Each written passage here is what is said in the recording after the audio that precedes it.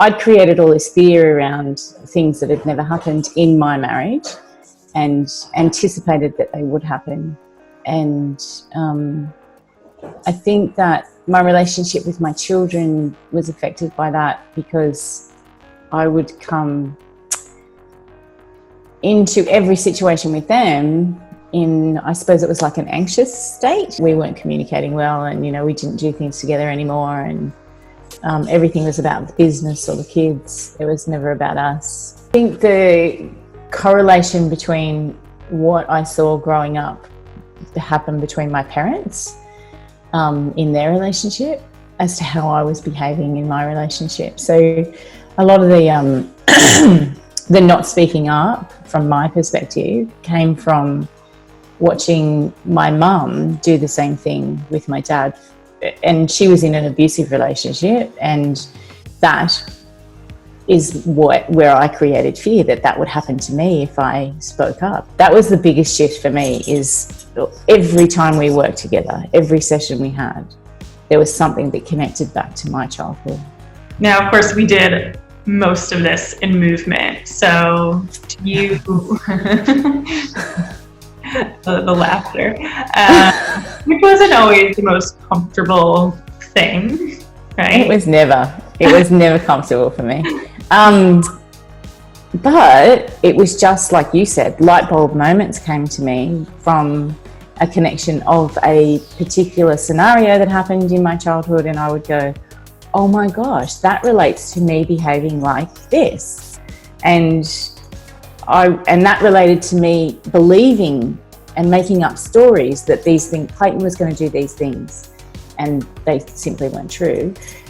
That never happened to me until we started the movement. Like, having that movement,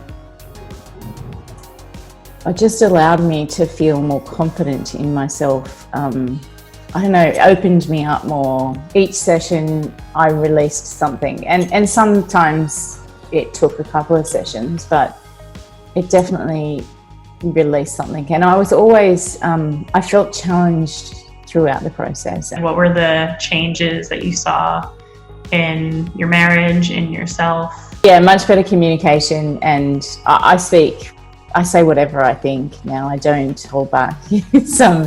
It was quite a shock to my husband, I think. The thought of the outcome doesn't cross my mind.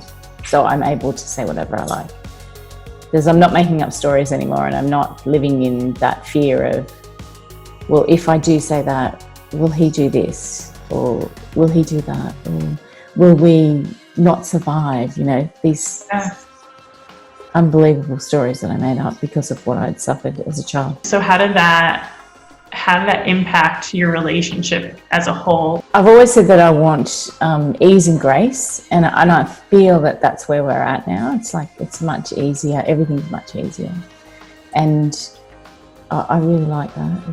It's comforting to know that that's how it feels. Yeah. How is he feeling now about you and your relationship? Like, are you seeing a difference in him? Yeah, there's more affection there, and there's no... he used to get angry because I wouldn't speak. I wouldn't talk about things. And if I do lapse back into that, because I have, and when I realise I'm doing it, you know, I have to try to not allow that to happen. But yeah, that's not there anymore. So it's really nice to see that, and it's just easier. Like, it's how it was before we had the children. Easier. I was very afraid of doing this work with you. I was afraid of paying the money. I was afraid of what it would look like. I think if you are considering doing it, that you should take that leap of faith and trust that Orit has your back, because it's